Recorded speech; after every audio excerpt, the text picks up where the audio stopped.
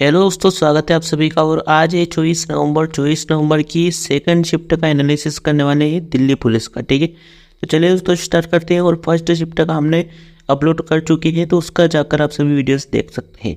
चलिए शुरू करते हैं। पहला क्वेश्चन है 2011 की जनगणना के अनुसार भारत का सबसे कम जनसंख्या वाला राज्य कौन सा है? तो ये है सिक्किम। ठीक है, 2011 की जनगणना से बहुत सारे क्वेश्चन बन रहे हैं दिल्ली पुलिस में। ठीक है, सभी शिफ्ट में पूछे जा रहे हैं। 2011 की जनगणना के अनुसार सिक्किम भारत का सबसे कम जनसंख्या वाला राज्य है और देश का सबसे कम जनसंख्या वाला राज्य 6.71 लाख की जनसंख्या वाला सिक्किम था।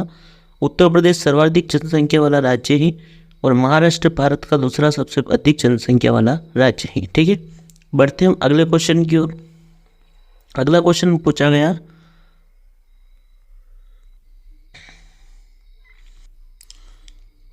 चलिए अगला क्वेश्चन पूछा गया कि जन धन योजना की शुरुआत कब से की गई थी?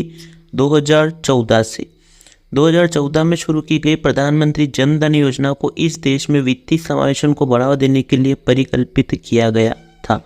प्रधानमंत्री जन धन योजना 28 अगस्त 2014 को नरेंद्र मोदी जी द्वारा शुरू की गई थी। ठीक है, आगे बढ़ते हैं। अगला क्वेश्चन है बाउंसर किस खेल से संबंधित है? तो ये है क्रिकेट से। बाउंसर क्रिकेट से जुड़ा एक शब्द है। क्रिकेट में बाउंसर एक तरह की शॉर्ट पिच डिलीवरी होती है। इसे आमतौर पर तेज गेंदबाज फेंकते हैं। ठीक है, चलिए बढ़ते हैं अगले क्वेश्चन की ओर।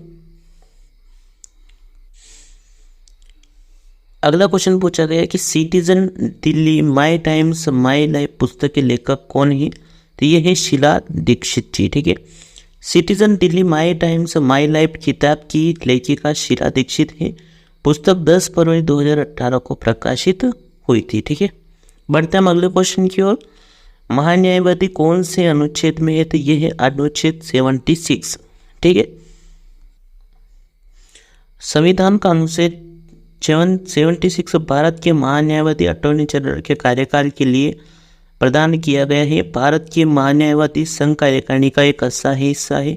महान्यायवादी देश के सर्वोच्च कानून अधिकारी होते हैं। अगले क्वेश्चन की ओर बढ़ते हैं। अशोक की राजधानी कहाँ थी? तो ये थी पाटलिपुत्र और वर्तमान में पटना है। ठीक है, सम्राट अशोक की राजधानी मगध में पाटलिपुत्र वर्तमान पटना रही है तथा उज्जैन एवं तक्षशिला क्षेत्रीय राजधानी के रूप में जानी जाती थी। अगला क्वेश्चन पूछा गया नाडा का फुल फॉर्म क्या है? National anti doping agency. ठीक है, तो एन से पूछे नेशनल, ए से पूछे एंटी और टी से डोपिंग और ए से एजेंसी। ठीक है भैया, भारत में डोप मुक्त खेल के साथ 24 नवंबर 2005 को सोसाइटी पंजीकरण अधिनियम 1860 के तहत एक पंजीकृत सोसाइटी के रूप में स्थापित किया गया था। ठीक है, बढ़ते हैं अगले क्वेश्चन की ओर। अगला क्वेश्चन पूछा गया कि महिलाओं के लिए डिस्कस थ्रो का वजन कितना होता है? यह होता है 1 किलोग्राम। महिलाओं के लिए डिस्कस थ्रो का वजन 1 किलोग्राम होता है। डिस्कस थ्रो ट्रैक और फील्ड खेलों में से एक है। इसमें खिलाड़ी एक भारी चक्र को अपने साथ खिलाड़ियों से ज़्यादा दूरी पर फेंकने की कोशिश करते हैं। आगे बढ़ते हैं। अगला क्वेश्चन है राष्ट्रमंडल खेल 2022 में भारत ने कितने पदक जीते? तो कुल 61 पदक है। 22 स्वर्ण और 16 रजत और 23 कांस्य पदक है। इसमें से राष्ट्रमंडल खेल 2022 में भारत ने कुल 61 पदक जीते। इनमें 22 स्वर्ण, 16 रजत और 23 कांस्य पदक ही शामिल हैं। और इस शानदार प्रदर्शन के चलते भारत ने चौथा स्थान हासिल किया। भारत ने राष्ट्रमंडल खेलों में पहला स्वर्ण 1958 में जीता था। ठीक है, बढ़ते हैं अगले क्वेश्चन की ओर। भारत के प्रथम विधि अधिकारी कौन है? भारत के महान्यायवादी होते हैं। भारत सरकार का प्रथम विधि अधिकारी भारत का महान्यायवादी होता है। संविधान के अनुच्छेद 76 में उल्लेख है वह भारत में सर्वोच्च कानून अधिकारी है। वह मुख्य कानूनी सलाहकार है और भारत के सर्वोच्च न्यायालय में प्राथमिक वकील भी हैं। ठीक है, चलिए बढ़ते हैं नेक्स्ट क्वेश्चन की ओर। नोकक्रेम नृत्य उत्सव कहाँ मनाया जा रहा है? तो ये मेघालय में मनाया जाता है। नोकक्रेम नृत्य उत्सव खासी पहाड़ियों के सांस्कृतिक केंद्र स्मिथ में शरद ऋतु के दौरान मनाया जाता है।